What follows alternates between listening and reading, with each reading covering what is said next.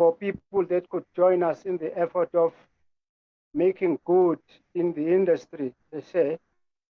And we were lucky to have mobilized guys in all the 9 provinces. As I talk to you now, most of them are listening to this talk that we have this afternoon. I wanted just to register that at this meeting. Secondly, I want also to express our gratitude, Chair, and members who are attending this meeting. We would like to extend our thanks to you for having allowed us to come and talk to you, because we have long been longing for this kind of an adventure. I consider it to be an adventure to us, because we've been pleading and pleading with the department and asking whoever we could meet to assist us in getting us into this point. We have looked at the proposed bill, which fortunately our organization was part, and we were represented by 2 members. It was our deputy president as well as our chairperson. But after having looked thoroughly and closely at the documents, we felt there are issues which we would like to bring to the attention of the members and request that they be revisited.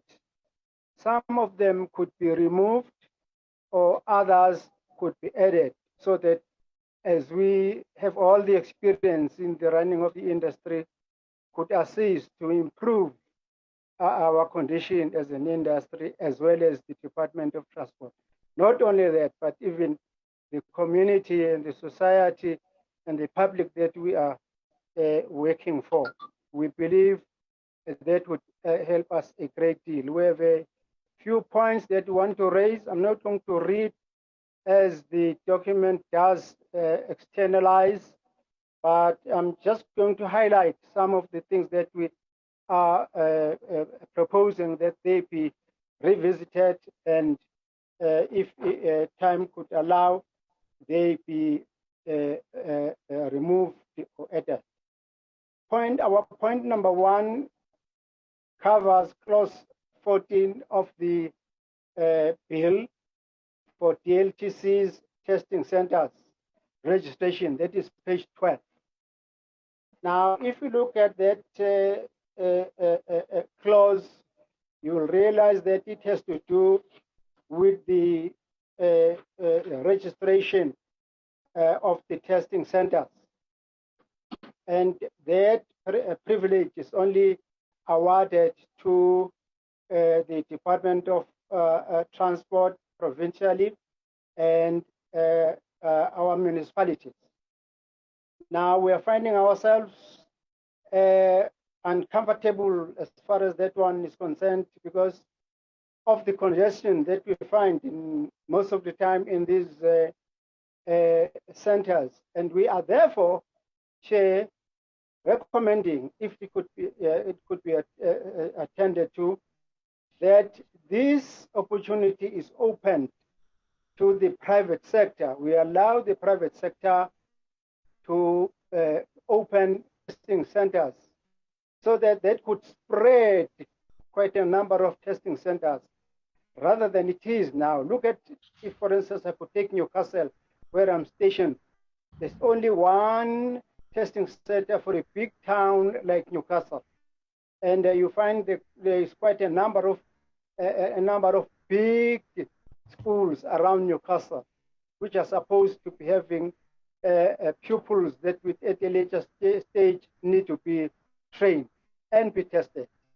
Now you find that they all would get to one small little testing center, which has got so many problems, and they therefore do not get the service which they deserve.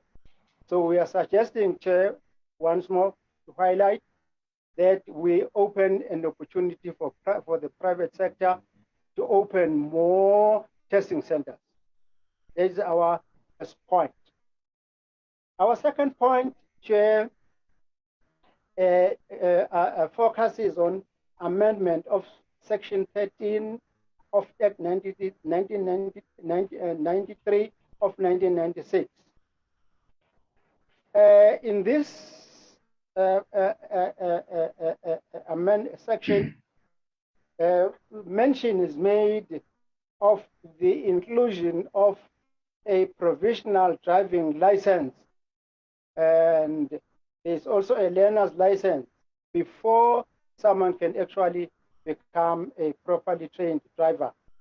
Now, at this point in time, Chair and members, we feel that would create a burden on our public, because most of the time when people come for licenses, they are doing so most of the time, I'm saying, because they're either looking for a job or they have been invited for an interview, and among other things that need to be put forth as a requirement is a license. So if we would add 3 stages, the learner's license, the provisional learner's license, then the license, that really would create a burden. So we are appealing to whoever is going to give final look at this this proposed bill. We delete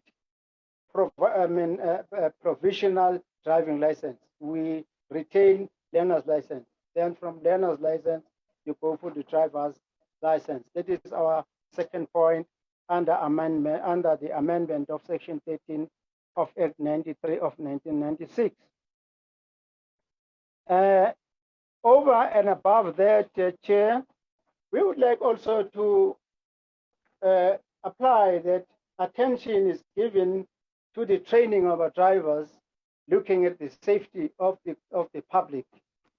We would like to propose that instead of adding the second gadget on the training, we actually look at training people at code 8 level, and we give them intensive training so that when people are to be given an opportunity to drive, then they know exactly the skill, how to go about training.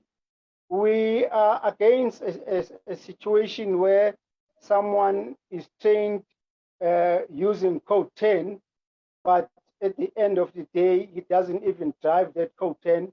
Instead, he uses his license to drive a code 8. We've realized that it causes a lot of problems, and safety is being challenged. So we would like to request the powers that be, if they could also look into that. And then the third point is on amendment of Section 17 of Act 93 of 1996. In this part, Chair, we are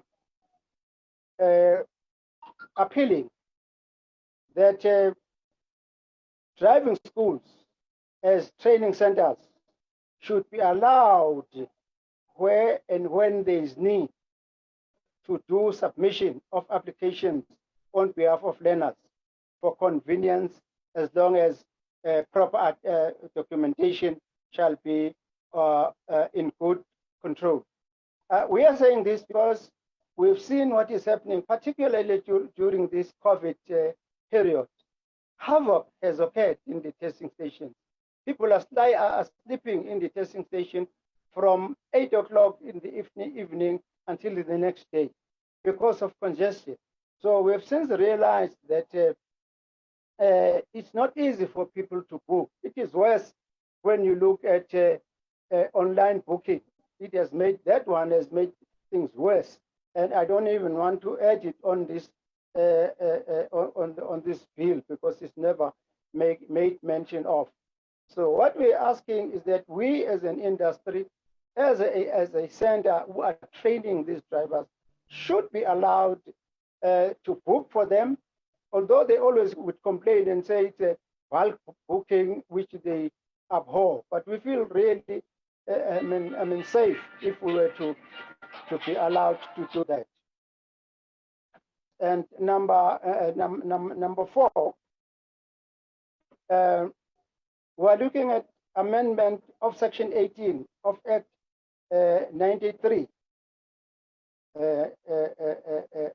by Section 12 of Act 21 of 1999. This is a worst portion in the Act for us as an industry, Chair. It speaks well, but once it gets somewhere where it says, provided that in a case when the driving license testing center can provide an appropriate motor vehicle, such motor vehicle may be used for tests. That is abominable to us, and really it will drop our business terribly. It will kill our business. So as an industry, an old industry, an industry that is consists of a big number of schools representing it countrywide, we are appealing and we are applying that this portion, I repeat, should be removed, because once it is brought in and it is given, it is implemented, it is going to cause a lot of disharmony between ourselves and the department with which we have been working so well in the past, Chairperson. We would rather recommend, Chair, that instead of the department providing, or the testing centers providing vehicles for tests, we would rather look at and consider appealing to government that if we also, because the kind of job that we are doing really is the job that augurs well with the services that should be provided for by government. So we are appealing that we also, because we are battling with our vehicles, we should be assisted or boosted. There is a system which is called capitalization. If this also could be introduced, that's what we are, and be enacted, that we as an industry are going to be assisted by a way or another, and or rather through the capitalization method. Then that one would really make us feel good. And then when you get to point number 5, point number 5 is on page 18 of the bill, under clause 31, which talks about registration and grading of instructors. We are delighted, Chair. We want to put on record here that it is covered in the bill, but we would like to add that before an instructor is registered, before he is or she is graded, there should be thorough training, the training that would be equivalent to the training that is received by an examiner. Then we would know that the people that would be issued with not with permits but with certificates, those are the people that are going to improve our situation as a driving industry. Rather than just registering and grading and not training, to us that is not sufficient. We are appealing that training is added onto the two, so that we can say you start by training, then after training you register, and after registering, then you grade. Then you have good drivers that will produce safe, orientated drivers for our country.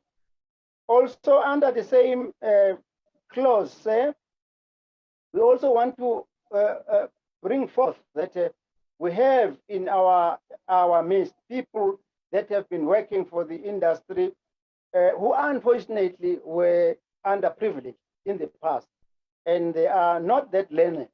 They cannot therefore cope with some of the requirements who really are met by people that are better qualified. And those people have been with us, they've been assisting us, and we are appealing that they be RPL. In other words, they be given an opportunity also to qualify, but we use methods and systems that would make easy for them to be qualified. And for sure, those people will be assisted and job opportunities will be created. I'm fast moving towards the end of my presentation, Chair. I'm on number 6 now, page 19, clause 34. That clause there, Chairperson, we wanted to request that it ends with 29. It ends with I. We would like to add 29H, they say. And under 29H, we add the 4 following points. 1, we allow driving school associations to be acknowledged and be recognized by the department. Associations, not an association. 2, we request that a fully fledged office is to administer the driving school affairs in all the Department of Transport provincially should be put in place so that it will be easy for the driving schools to sort out their problems. If there are any problems, you know there's an office nationally, there are office provincially, and there are offices local that will completely assist us as an industry. And 3, we also recommend that because there are so many mushrooming driving schools around, we recommend that it be enacted that the local driving school association and the municipality shall be mandated to recommend all new operations. I believe if this could be done jointly by the industry as a stakeholder and the local municipality, then it is not going to be easy to get fly-by-night coming around and robbing people. And I believe if the private sector would also have been included as testing centers, they also could participate under that kind of an arrangement. That is number 4. Now, when you come to the 7th point, that is page 20, clause 38. Our view here is that, Chairperson, we are not being critical here, but we are being fair because we are mindful of the safety of our people. There is an issuing of professional driving permits, and the criteria that is used to issue professional driving permits. If you look at professional driving permit, it really spells out that a person that is to be issued with that permit should be a person that is qualified. But interestingly enough, what happens? That person is never trained. So we recommend that before a person desiring to get a driver's certificate, not permit, should be trained before he actually gets there, theoretically and practically. And in so doing, we shall be inculcating a sense of people that will be observing the importance and the significance of the industry, of the transport per se. That is why we are saying now, for professional driving permits, we convert permits to certificates, and we replace that by a professional certificate. And then before a person is issued with that certificate, he should be trained thoroughly, theoretically and practically. Then, number 8, on page 24, under clause 49, the signage is addressed. Signage issue is addressed. And we are happy that people with disabilities are considered, and a signage has been put in place for them. Now we are becoming legacy, Chair, that as an industry, we also are holding or occupying an important position.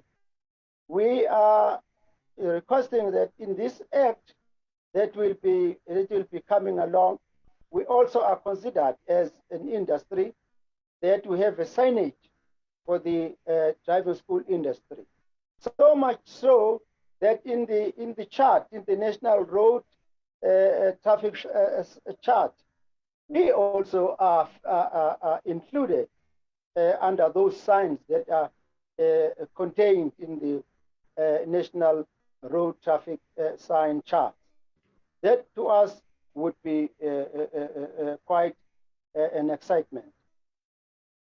Then number 9, which is almost the last one, we want to focus on page 36, clause 6. Clause 6. Clause 6 is divided into 1, 2, 3, 6, 8, and there are 3 clauses there on page 36. We want to applaud that, say, because if we check there, we can see that whoever coined this bill, proposed bill, is mindful of the fact that we are so anxious to get our industry regulated, which thing we've been hammering for so long.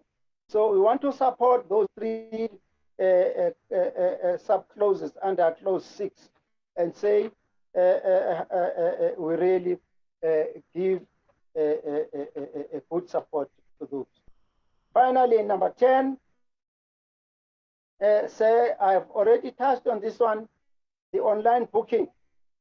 We want to emphasize here, we are not people that want to cause trouble for our department and for our government. We're not going to say anything about people that take it to the road.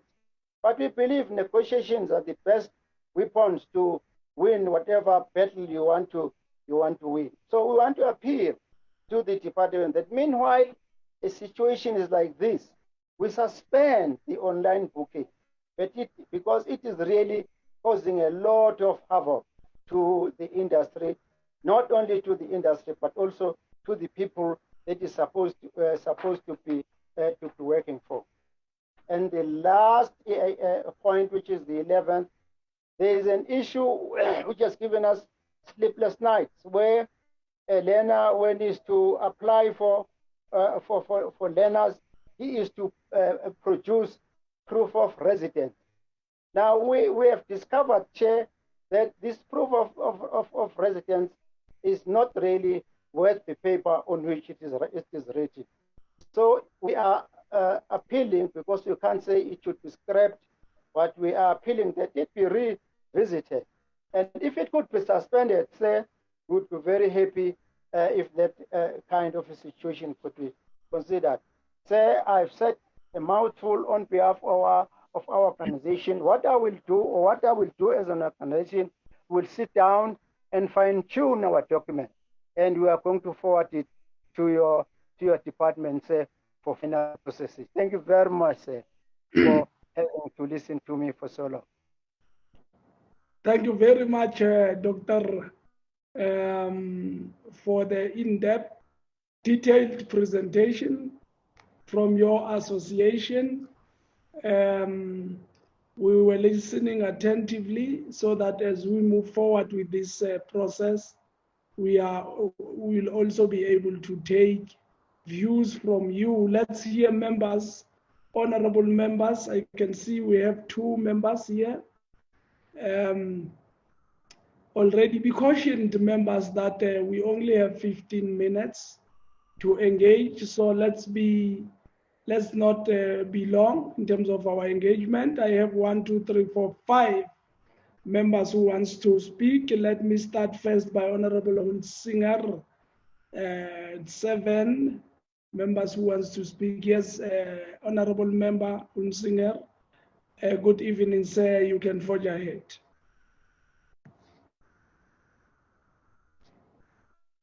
Good evening, Chairperson, and good evening, Dr. Jeff Ngozi. Thank you for your submission and for taking time to work through this proposed piece of legislation. Most importantly, thank you for your sentiments which you expressed with regards to the regulation of driving schools, and also thank you for your great initiative in amalgamating the different driving schools all over the country in the different provinces. Sir, you made mention of the inclusion, apart from municipal and provincial driving schools, that the private sector should also engage on a far bigger scale. I would like to hear your ideas on how this arrangement would work in practical terms.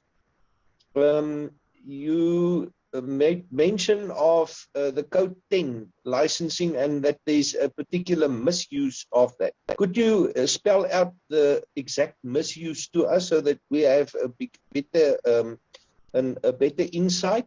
I would like to hear your opinion about K53 and the alignment of K53 in terms of the needs and what you experience around the skills that is attained through the training curve and then the actual implementation or when the license is issued.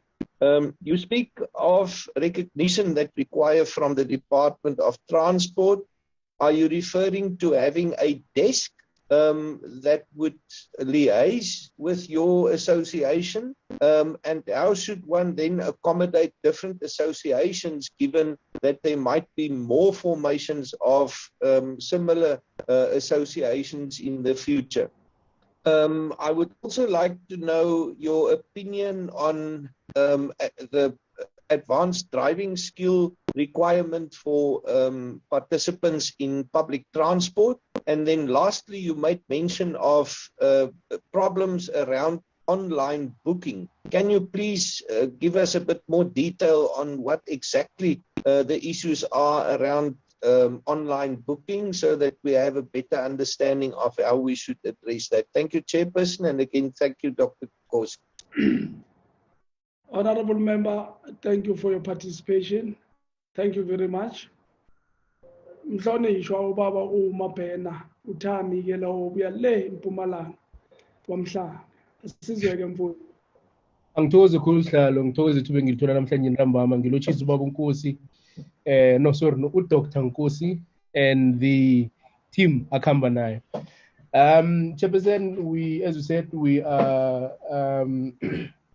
don't have enough time. Firstly, in terms of the RPL, obviously the recognition of prior learning, if you say that some of the members might be having challenges in terms of the new grading system and that your organization is proposing that the recognition of prior learning be recognized for these members, what type of prior learning are we talking about? Because are these people who don't have any exposure whatsoever to the academic system, to the education system, or are these people maybe who have some sort of exposure to the education system, whether it be at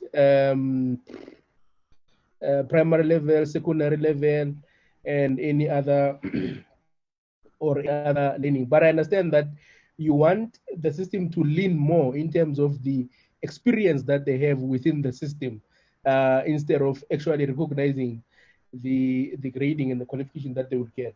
Running through the second theme, look, I truly agree with your assertion that the department must not issue a blanket approach in terms of the grading. I think train first, make sure that people are qualified, and then once that you have assured yourself that people have gone through the necessary curriculum that will be there at that time, and that those people have actually completed those upskilling programs, then you can grade late. I think if we approach it from that standpoint, fully agree with you, Dr. Nkosi, we might be achieving something more, and we might be the output of the drivers might actually be better drivers, and the behavior on the road might change. The third point, Chairperson, is the POP. I think there was a presentation which was done, I think yesterday, if I'm not mistaken, where there was a proposal that people should be confined to apply for licenses within their local authorities. But the legislation in its current form, I can go anywhere in the country and apply for a learner's license, and they will still want a proof of or is it POP? Okay, POP is proof of payment or proof of address. Maybe Dr. Ngos can clarify there.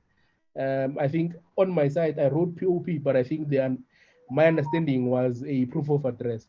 So I think if you can assist me there.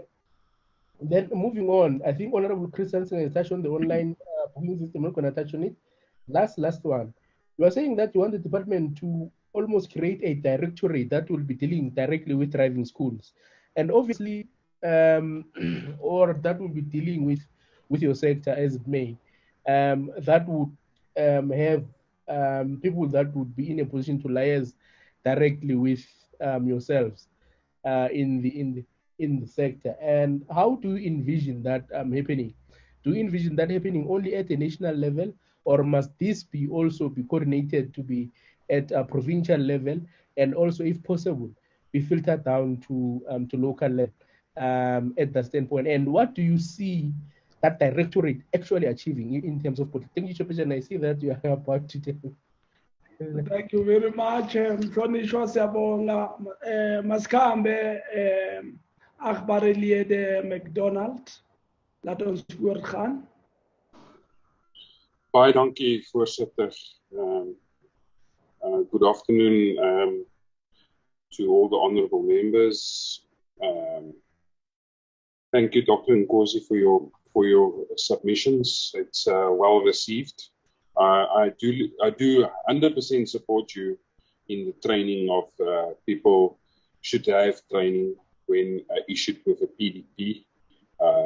I think the carnage on the road due to unlicensed PDP drivers and foreign drivers with PDPs that don't go through the same training and vigorous vetting as South African citizens is a travesty to justice. And I agree with you that that should be some way stipulated. And then regarding all the other things have been covered by most of the speakers, and I'm 100% in agreement with you, Dr. Nkosi. The online booking system is atrocious at the moment, and we need to address those things. And thank you very much for your submission. And Chairperson, thank you very much for allowing me to speak. Kort en bondag, dankie akhbarelie de Boramatwa and Madekwa. Ndimadekwa na vhuḓi mudzulatshidulo mudzulatshidulo ndi lumelise vhathu vhoṱhe vhane vha vha hafha muṱanganoni.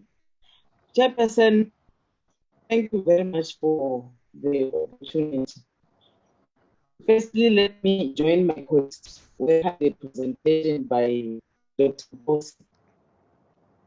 Dr. Nkosi, in your presentation, you indicated that there is congestion at the provincial level and the local level. So you want the private sector to be included. Is there no other things or method that the department use or can use that it's no condition except including private sector? Chair. I seem to be having a problem with the speech now. Okay, Boramatwa, can you switch your video so that we try a better network? It must be on. Your video must be off. The video is off, Chairperson. Okay, try it again. What can I do? If you were asking that question, it was not clear. Okay. Am I audible now? You are better. Not exactly, but you are better. Chairperson, I was saying, Dr. Nkosi indicated that there is congestion at the provincial and the local level. So that's why they want the private sector to be included. So I was saying, are there no other method that they can use to make sure that there is congestion except in the private sector? And then lastly, Chairperson, most of the things have been raised that I wanted to raise.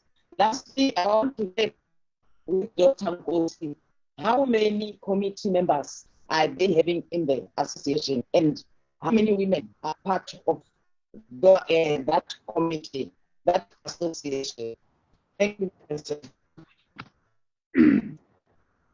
Masibonge umhlonishwa umhlekazi ubaba uLisa wakwaMancu. Thank you, Chairperson, and good evening, honorable members. Thank you for the presentation, sir. On your submission on section 18, you are opposed to the usage of vehicles owned by a testing center. Would you accept if government were to legislate what your vehicle should be like or what it should include, to have a standard of the types of vehicles that are used and dictate what should be there? That is the first question. The second question is, my colleague Honorable Mabenas mentioned it, you'd want a directorate to be included in structures of government. Would you agree with me that maybe because you are actually in the business of developing skills, that is what you are doing, that maybe you should rather be regulated under ACETA, which is the Sectoral Education and Training Authority, that could be relevant to your area, rather than a Department of Transport, because a Department of Transport is not in the business of developing skills, but rather a CETA.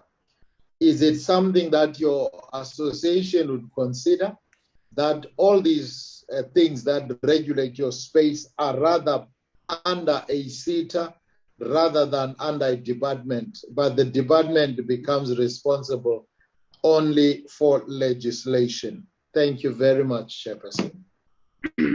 Asibonge Jambase, simthole umama ufikile wakwaMtunga. Asikuzweke nawe Mtunga. Fikile, Honorable Khumalo.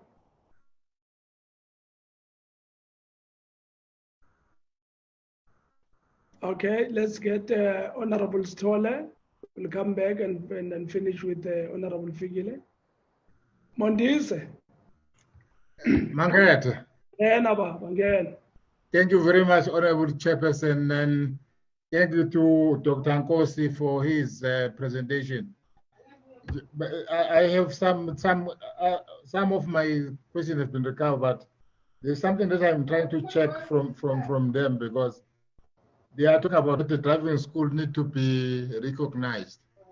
But I'm trying to check their intake on the mushrooming of driving schools, because we have a lot of driving schools that are mushrooming, which are not being controllable. But what I'm trying to check, do they have a program to monitor and evaluate all the driving schools that are under them? And then the other Chairperson is that one. When you talk about the education, but I'm worried because they're supposed to actually to their presentation to tell us what do they have for the education of their driving, for their drivers, especially taxi drivers, because they are driving as they wish on our road. What intake do they? What intake from him? And the last one, Chairperson, is that one of the. I think they touched on that one. The suspended of the line booking. If he can give us his view on that one. Thank you very much, Chair. Asibonge Mondisi. Mtunga, are you with us, Honorable Figile Khumalo?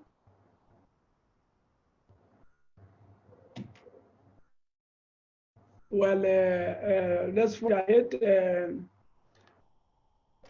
Honorable members, let me go back. Dr. Nkos, Yes, sir. I will say, Yes, Chair.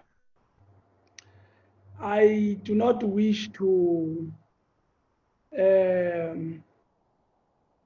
try and window dress questions that have been asked to you by members. You can see we are left with 1 minute.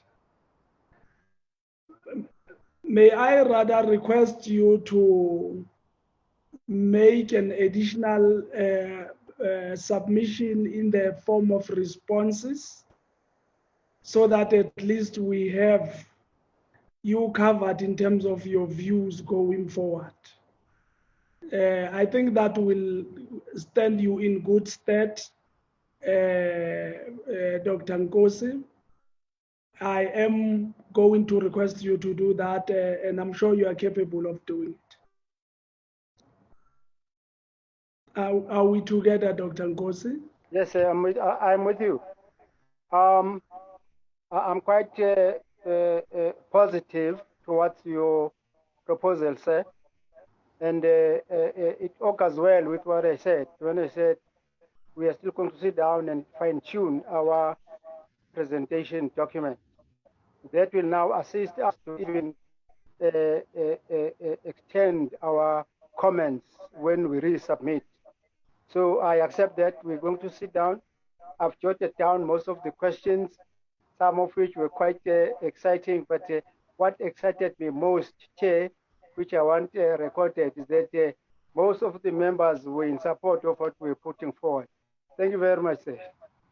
Thank you very much, Dokotela. Babulise matateni lapho.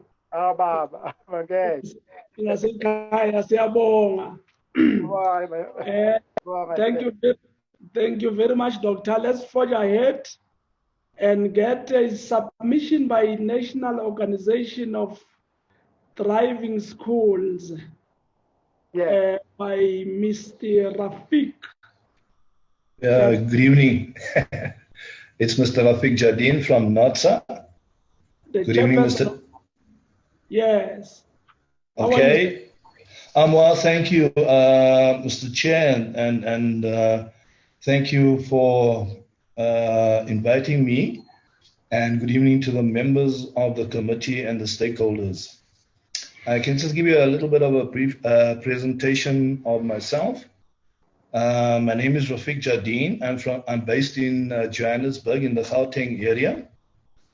I'm the chairperson and the founder of the National Organization of Driving Schools. We established ourselves in the 16th of April in 2019. So we basically a newly formed organization. I just want to give you a bit of our aims and our objectives. It's based on 4 principles. Sir, you must just know that 5 past, I will come back to you and request you to end your presentation.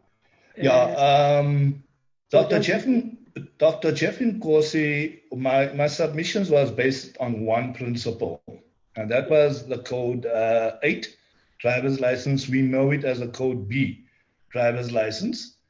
And for the fact of that, it should become mandatory rather than including the code C, or it's the class of motor vehicle C, which basically consists of your C1, your C1, your EC, and EC1. So we'd rather prefer to have the submission. We would rather prefer to have the class of motor vehicle for B to become mandatory, which Dr. Jeff Nkosi actually covered. So basically, that is what we're actually looking at, and what we also most concerned about is road safety and the act in which the act is implemented, and the educational part for driving schools, and to allow for for us to have like an institute for education so that we can enhance our driving skills. Because as you know, for a fact, our industry is not regulated to the point where we have any institution that we can actually attend and get any certification with regards to how we operate as driving instructors. So basically, it's not. Dr. Jeff Nkosi has covered most of it. So it's my submission is basically it's just one. It's for the implementation of Code 8 rather than just putting the two together and applying for Code 10 driver's license. And the use of that basically becomes null and void because what happens is the standards of teaching there is different. So we prefer just to have the Code 8 to be mandatory first, get your Code 8, and then use the Code 10 as an upgrade. And then basically we're just looking at the educational processes. That's it, sir.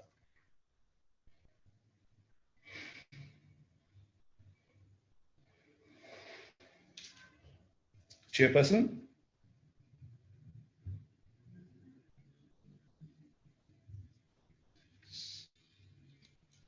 Yeah, I think the chairperson is just gripping a glass of water. If maybe we can just be patient. Okay. Hopefully he's back very soon. He's back now. Thank you very much, sir. So you're done. Yeah, no, it's very straightforward. Like I said, Dr. Jeff Nkosi has covered everything. All we basically is what our organization is implementing, would like the Portfolio Committee of Transport is to implement into law the levels of or the classifications of driver's license, like your light motor vehicle must be mandatory rather than the code, the class of C class, which is your heavy motor vehicle. And then the education of which we need as driving schools as a college or something to that, where we have an institution whereby we can go learn, because there is no institution at this point in time where we as driving instructors can actually go to actually get ourselves certified, because the regulation 250 is just an instructor certificate rather than a certificate where we have been were taught the act, the rules of the road, the K53 in its proper format. So that is the most important thing, is education. And the reason for this is the lack of the education is bringing in unnecessary people. It's like an 18-year-old gets his license yesterday, tomorrow he starts a driving school, because there is no educational process that we can really follow to upgrade ourselves to, like the one gentleman spoke about CETA, and I fully agree that it is an educational process rather than a driving license thing to per se, as to say that. So our suggestion is just about education, and education is very, very important to benefit, because for example, just again, if I can give an example, how do we apply a stopping procedure? When you're turning left, when you're turning right, how far should you be away from the line? How do you read the sign on the left-hand side? How do you read the street signs? When do you do your observations and all those things? So everybody just comes together and they put it together. They I'd start a driving school. No problem. There is money to be made in there. So it's no more an educational process. It's more bureaucracy rather than education. And this is where this is the problem that we are facing with regards to where we at today, with the amount of road fatalities that we are seeing on the roads. The other day I was driving up the road and the guy went to go stop in the middle of the road, skip the robot, stop in the middle of the road, wait for the robot to open up again. So blocking 3 lanes, it doesn't make sense. So it's all about education. And this is what the National Organization of Driving School is pushing for. It's to enhance the level of education within the driving school industry. Because the other things is basically the law is there, the act is there, and we just have to apply the act. And if you ask any of the driving schools to apply the act, they don't even know how to do the test report. And the test report is very vital to the program that you set for your applicants. You see. So, and what the result is, they're not getting the proper education from the instructors. And what has happened is that the examiners then has manipulated this fact that driving instructors are not educated. Now, Regulation 250, I'll tell you how it's done. You apply to the Department of Transport. Yeah, okay, in Gauteng, we apply here in Gauteng. Right, at the Gauteng Department of Roads and Transport. They then send it off to Community Safety. Community Safety says, okay, look, listen, we give you a date. It goes back there. I get a date. I go do the test like I'm doing the K53. It doesn't ask me a question with regards to what is that sign? How do you apply that sign? When do you have to turn left? When do you have to turn right? So it's all about education. So then they issue a written, on a written piece of paper with your photo on, and they say, there is your instructor certificate. It doesn't make sense to me because it's not a certificate. It's just a piece of paper that was written. Anybody can just steal that book and then write it down. So it has to fall onto the eNator system, where it has to be regulated on the eNator system, where we do the test, but we go for at least a 3 to 6 month course, right? In order for us to gain that knowledge of teaching, and that is where the problem lies. That is the chairperson. That is where the problem lies. It's all to do with education, and it's being taken advantage of, and therefore we find that we have a huge amount of corruption. And I can tell you, it's about nationally, we're looking at about 90% of corruption between the examiners and the driving schools. So it's all about bureaucracy rather than education. I thank you, sir. Thank you very much. I think we have captured it very well. Please, all about education. It's 19 hours. Let's hear members. Ubaba Mhlonishwa uMabhena. Angithokoze kakhulu Chairperson, and welcome Mr. Jardine from NOTSA. I know him very well. Thank you very much. He's a very hardworking organizer within this sector, very passionate about the sector. I think I was once invited for an oversight with him and his organization in Johannesburg. And yeah, I think I learned a lot that I think I was back in 2019. Okay, just diving straight into the issue. So you want the department to deal with the reclassification of vehicles in order for someone to be mandatory for them to do code 8 and not dive straight into code 10, if I'm not mistaken. You can correct me if I'm wrong. That's correct, sir. The reason for that is when you look at, if we're going to... Okay. Let me request nicely that let us not have a discussion. Okay, thank you. Yes, let's get all the questions. Time permitting, you'll then be given an opportunity to answer, sir. I'm sorry about that. No, thank you so much, Chair. I'm sorry, this is the first time on this type of platform, okay. So I respect what the Chair is saying. Yeah, relax. Thank you very much.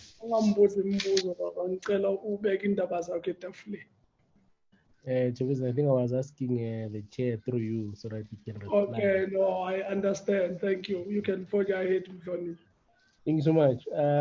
But now my question is, the motivation which you've cited, I honestly don't believe it's sufficient enough. For instance, if someone can do a code 10 instead of going through the protracted process of a code 8, why can't that person be given an opportunity and freedom of choice to do that? Why can't we incorporate the curriculum within, or the testing matrix within code 8 on the code 10 driver's license?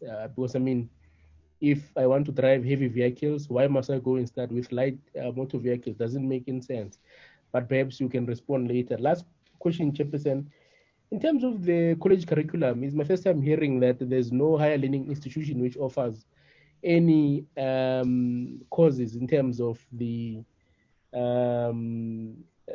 driving schools. If I remember very well, the Department of Transport had just recently concluded the memorandum of understanding, but for the civil aviation sector with VETS, Fort Hare, and most recently Nelson Mandela Bay. Understanding that this perhaps could be a question which should be vested within the higher education and training department. Perhaps it could be a situation where this Department of Transport, liaising with that department, maybe they can come up with something. Because, I mean, for instance, even police, you can do a policing diploma at higher learning institutions, but when you get to SAPS, you still have to go through the mandatory academy of SAPS, I think for 3 years or so, before you can be integrated into the force. So perhaps, Chairperson, maybe for us, maybe to try and with the Department of Higher Education and Training and see if maybe this can be done. Because, I mean, the department already has a relationship in terms of MOUs with VETS, Forte, NNP, but for the civil aviation thing. Thank you so much, Chair. Mastoko Mhlonishwa. I see some few hands here. I don't know what's happening. They are certainly not hands from honorable members. Let me just quickly check. Mohammed Latif, your hand is up. Why is the hand up? Who's Mohammed? Yes, Chairperson, I'd just like to make a comment, if I could be allowed through you. No, you are not allowed, sir. Where are you from? I'm based in Newcastle. I'm a member of the Katsua Driving School Association. Okay, let me just quickly deal with this matter. In our program, we only allow those who are on the program to be the ones that are presenting, and people who are going to have comments and questions are honorable members, because they should understand in terms of anything they want to understand. Beyond the honorable members, we may not take any other presentation or comments. As a result, I will request that anyone outside the honorable members should then lower their hands respectfully. So, Mamu Nolchungu. Thank you, Chair, and thank you to the presenter.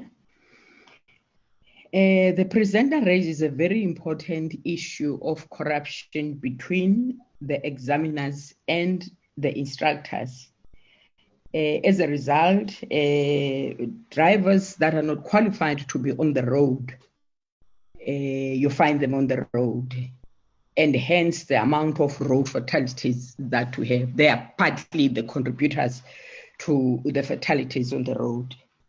I just want to hear your views as an organization that is looking after driving schools, that what would be your views if we were to have a clause that will penalize driving schools that produces drivers that are not supposed to be in the road?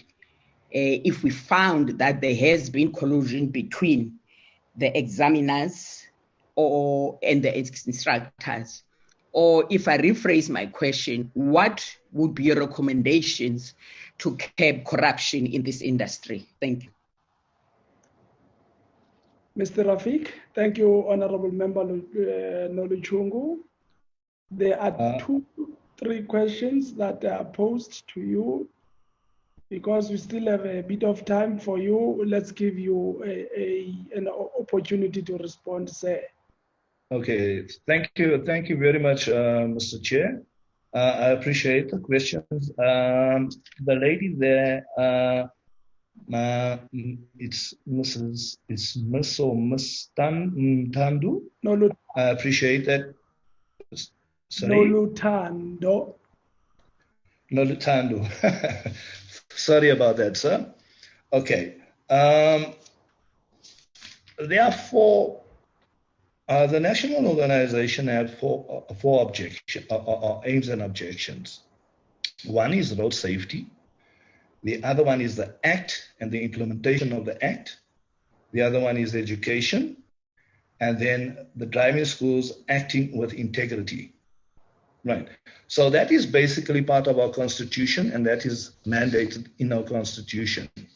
So what the result of any driving schools that has gone through the phases or the causes that is set through the national organizations of South Africa's constitution, or if they go up against the constitution, right? There will be a disciplinary committee that we do have in place that will see the processes of how the disciplinary action will be taken. From what our constitution says is that any person found guilty with any irregularities or any malpractices will then be kicked out of the organization and be reported to the South African Police Service, right, as a crime or as an action of crime, right? So what the result is that we have very high standards that we are trying to meet in order to eradicate all the problems that we are facing with fraud and corruption. And we are not a police, we're not in a police organization. It's an organization here to uplift the standards surrounding road safety. Coming to the other question where the gentleman of I forgot his name. I haven't spoken to him so long. Honorable Tami Mabena. Tami, how are you, sir? Sorry about that, Tami. Okay. Now, how I have actually worked this thing out, it works on the basis of inertia, right? Now, inertia is why we need to separate the two, where we have to separate code B and code C, works on the inertia basis. Right? Now, this is physics.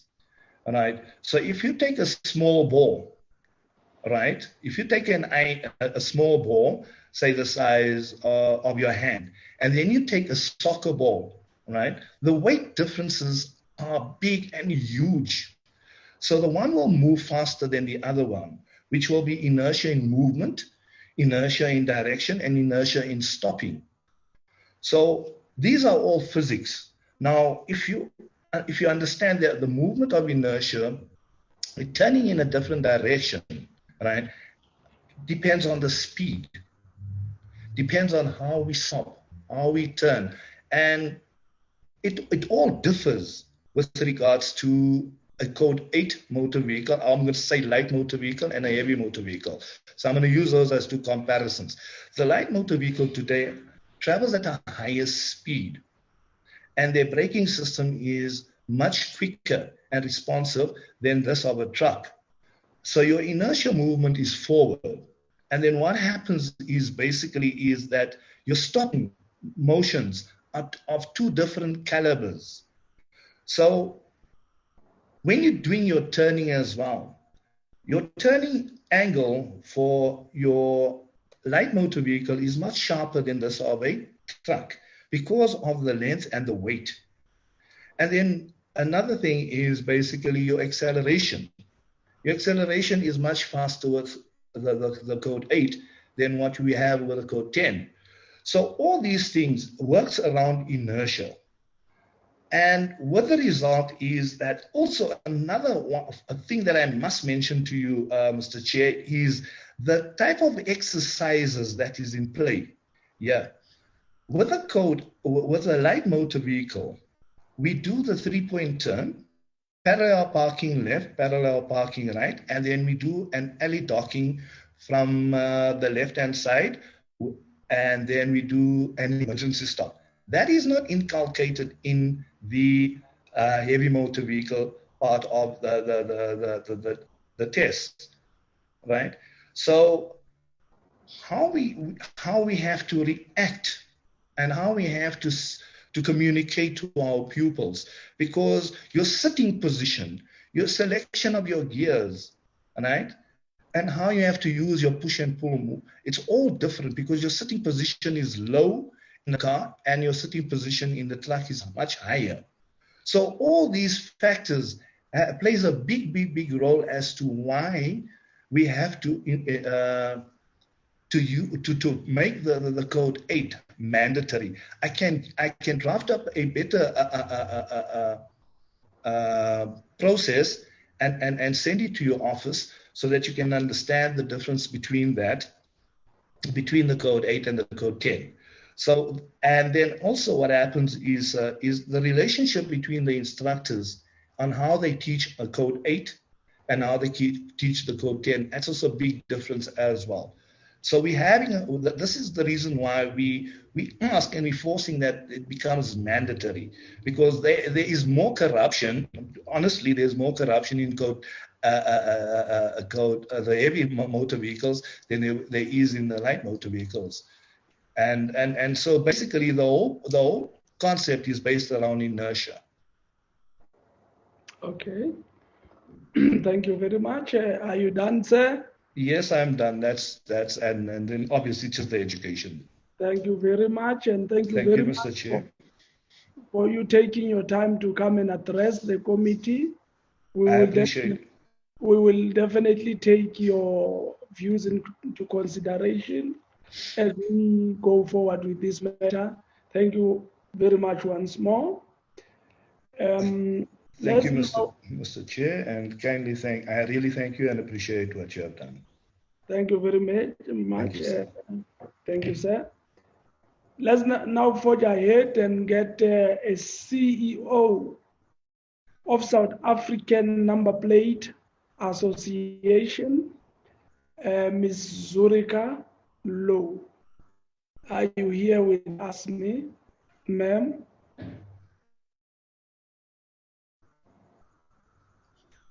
Good evening, Chair and other attendees. Thank you for the opportunity to be here.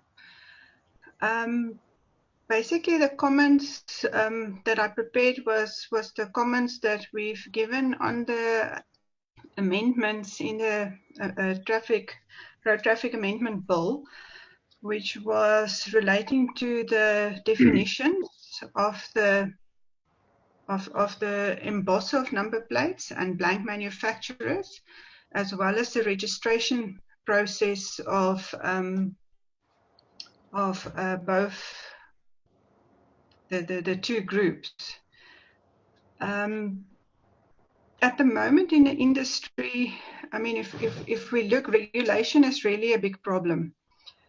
If we look at the current crime statistics, we see that in the majority of crimes at the moment that's committed, vehicles are being used.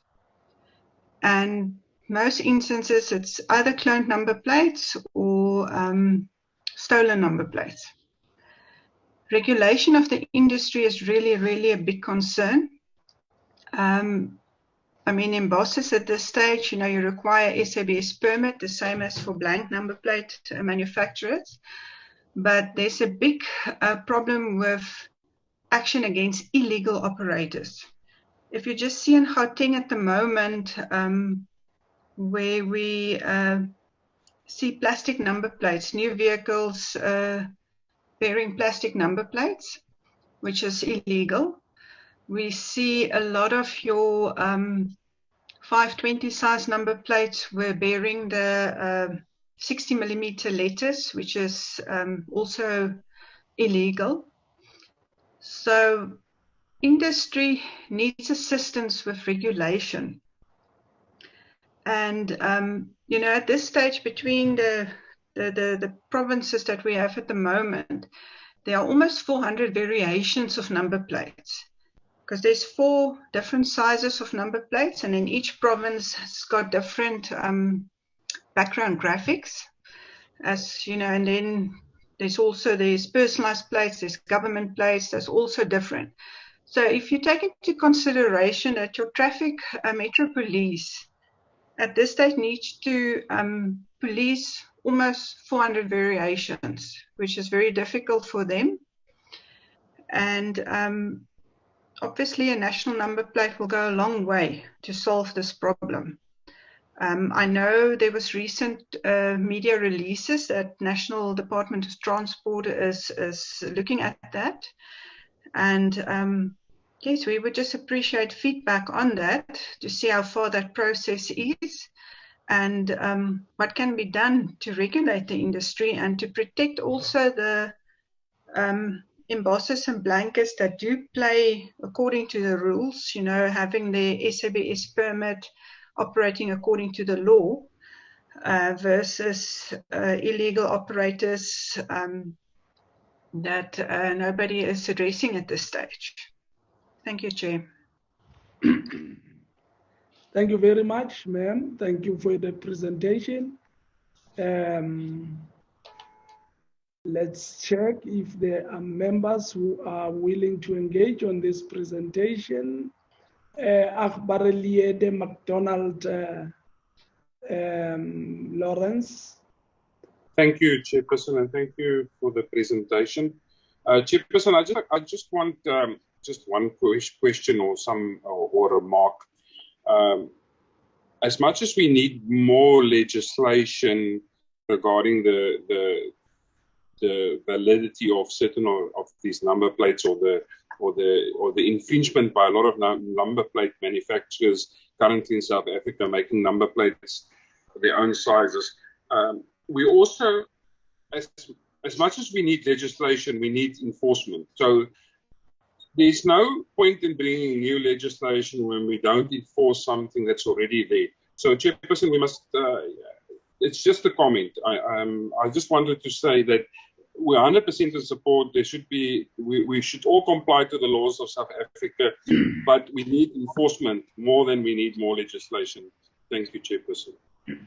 Thank you very much, Honorable Lawrence McDonald, Honorable Lisa Wagwamani. Good evening. Thank you, Chair. Good evening, Madam Lowe. Thank you for the presentation. You mentioned the issue of plastic number plates, cloned number plates, and so forth and so forth. What is your view? Why is it easy now to have people going back to Perspex number plates, whereas it was not? If you could help, maybe how do we close that one? Linked to that, the current number plates sheeting material, if it is legal, I assume that it will have your watermarks, it would have some security features that in some instances are similar to bank notes. What is your view about it? Is it working? Is it not working? And lastly, there is a proposal to introduce microdots in the number plates themselves. What is your comment about that? Thank you very much, Chair. Thank you very much, Ubaba Ujambase. I must just hasten before I go to Mezurika that the department has given us information. I'm sure you have all seen that there is already a process to develop a driving instructor qualification with RTMC and Transport CETA taking a lead. So I thought I should just share that information from the department. Otherwise, let me go back to Mayor Zurika. Lo. Thank you, Chair. Ons kan voorgaan, ons kan ook Afrikaans praat as u wil, Sukoma. Fantastic. Thank you, sir. Just to respond on Mr. MacDonald, with the enforcement of legislation, I agree with him. I think there's a big need for training under the Metro Police, which is also something we're looking at the moment, is to create a little booklet. I'm also part of the South African Road Traffic Safety Management Association, where we compiled a booklet of road signs and markings and etc., the relevant specifications, legislation, etc., just to make it easier for engineers on site. And I think a booklet like that will also be very beneficial for the Metro Police during roadblocks. Just little handy notebook that they can have on hand to check up some of the issues that might be they're not well knowledge about it. So that is something we are looking at as well, and I'm currently busy liaising with RTMC in this regard. With regard to the questions from the other feedback, the plastic number plate is very easy to clone because people use perspex, which you can purchase at any hardware shop. People cut it to the size, the legal size of a number plate. And what they then do is they purchase like a shimmery vinyl, which you can also get all over. And they copy the letters, they cut that out of tape, blue tape or red tape or whatever, which they can also get. And then you compile this, so it's 2 pieces or just 1 piece of perspex, cut to the side of a legal number plate, a 520 or 440, etc. And they also cut out the border, whether it's maybe blue or red or green, depending on which province. Therefore, if we take Gauteng as an example, you can print the Gauteng coat of arms on clear plastic. I cut it out and I stick it on. By the time this is all combined, it looks like a legit number plate. Obviously, there's no retroreflection in that vinyl. And from afar, that looks legit. Very easy to do. If you've got a printer, any printer at this stage, you can print, like I say, the lettering, you can print the graphics, and people compile number plates. It's very easy. With regards to the sheeting, yes, the correct sheeting, people are using the SABS approved sheeting that contains all the required security markings, watermarks, etc. So it's just again a question of whether people want to act, follow the law, or whether they want to do it as cheap as possible. Because the man in the street can't really see the difference between a proper retroreflective sheeting and a vinyl. We see that even with legit embossers that will purchase the correct material, and when the SABS inspector come around, they will have that on board. As soon as the SABS inspector leaves, they will take out the shimmery vinyl again. With your aluminium number plate, the reflective sheeting is already on the aluminium backing. So that makes to do any fraudulent activity with an aluminium plate becomes much more difficult, because the border is printed on, the background graphics is already printed on, and obviously if it's from a legit blank manufacturer, it will be the SABS approved retroreflective material on as well. So that is why industry is really adamant to get away from the plastic number plate because it's very easily cloned. And like I said before, if you look in Gauteng, many new vehicles bear the new license format in on a plastic plate. I think it's also a fashion statement, and that's also a problem at the embosser because they don't necessarily follow the law if they can make a sale, because the excuses, the guy next to me will do it because we will make what the client asks instead of following the law. With regard to the proposal for microdot, I unfortunately don't have a lot of information on that. I've did liaise with a data dot, a company that do supply the microdotting. I'm not sure how it's going to work on number plates. I've seen it on road traffic signs where it's sprayed, where you have a very big surface that you can spray. My concern is on a number plate, which is a very small surface, and being attached to a vehicle, I'm not sure what the intention is, how it will be sprayed. And these dots can also be removed. So I think it might be quite easy to wipe a number plate. But this is just my perspective. I'm not an expert on it, so I can't really comment on that.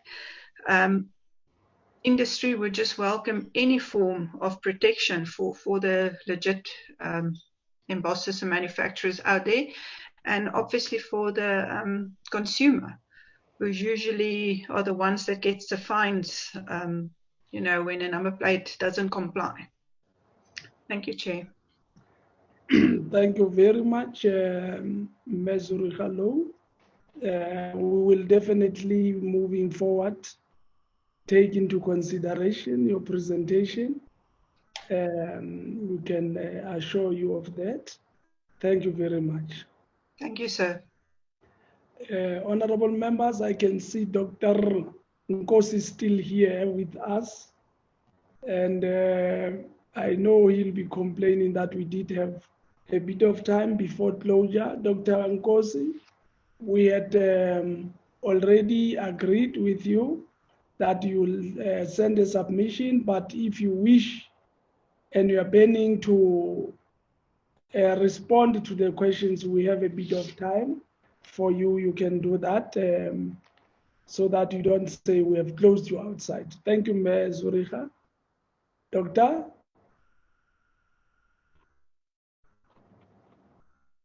Dr. Nkosi? Yes, I'm trying to paste my papers here, but I would have been more comfortable to respond. That's okay. You can let's rather do that. I just wanted to test that with you so that I don't close you outside. Thank you very much, honorable members. Before I thank you for your commitment, can I check our availability? Earlier on today, I got a message that those that are responsible for our programs, they may allow us to have about 2 meetings during the constituency period, for as long as those meetings are about the legislation. Let me just hear from members if they are willing and able to take that slot, so that is not my decision. Honorable Chris Onsinga, followed by Honorable McDonald.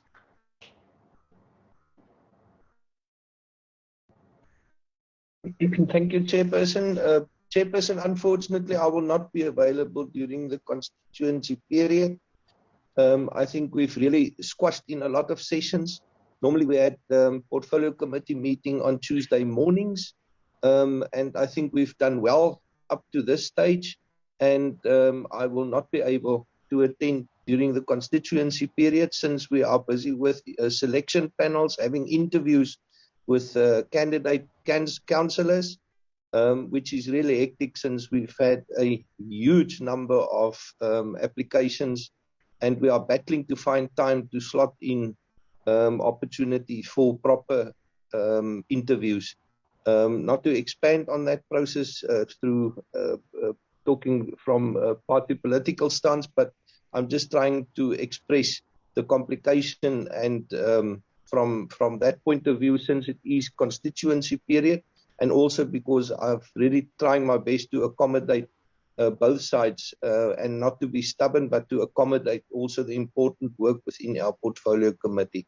But sadly, there won't be an opportunity. Thank you, Chairperson.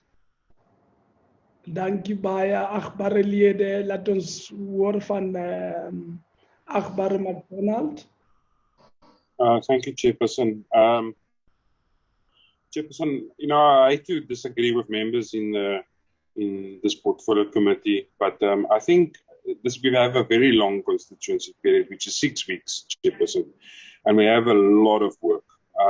If possible, from my side, personally, and I'm sure from the ANC side, we don't have a problem with slotting in a few meetings, Chairperson. But it's not up to me, Chairperson, it's up to you. Thank you very much, Chairperson. Honorable Nolichungu, thanks. Honorable McDonald, Honorable Nolichungu. Thank you, Thank you, Chair. We will also not be available due to work that has already been assigned to us. We have by-elections and we have been assigned to those regions. Thank you. Thank you very much. Thank you very much, Honorable Member. Baba ukhetha mabala wakwa Mondisa khona le Ladies Meet. I thank you, Chairperson. Now I actually concur with other members because we are thin on the ground. So now we have been given some task to perform during the constituency work. So now it will be very difficult, Chairperson. I'm sorry to say that. Thank you very much.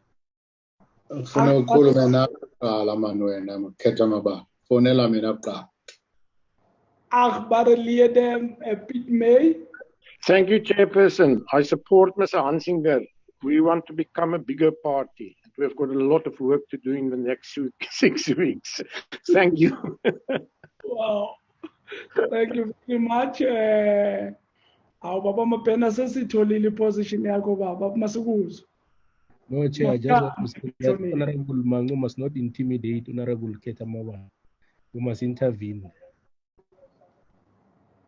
Okay, when elderly people are talking amongst themselves, no, I agree with you, Honorable Member. I think, Honorable Members, it is clear we would want to move as a unit, would want to accommodate everybody so that any piece of legislation we want to come up with should not be a legislation which is one-sided in terms of how the parliament is structured and how this committee is structured. Let's respect that the opposition in its entirety will not be here, and therefore let's go and do our constituency work also on our side. I think we have come to an end of the meeting this evening, and I can see a hand. I hope Honorable Chris Hansing has changed his view. Let me understand why is he raising his hand after the chairperson has spoken. Yes, Honorable Member.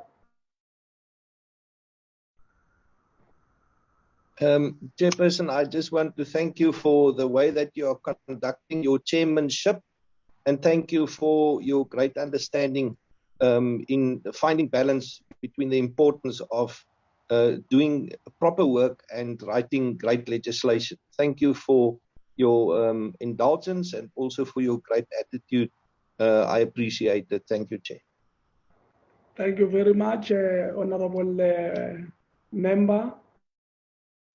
Let us see each other according to our program next week, Tuesday from 9 o'clock up until 1:15, and I hope nobody's going to correct me this time around. Otherwise, I want to thank all the members really for the commitment to their work. I really appreciate it, and the way we are working in this committee. I hope we continue cooperating as we are doing. Otherwise, please go home and rest if you are not home. Otherwise, some of us are already home. Thank you very much. Long live everybody. Thank you. Thank you. Thank you. Thank you. Thank you. Thank you, Chair. Long live the chair. Baba Yabo, long live everybody. Thank you. Long live Valerie.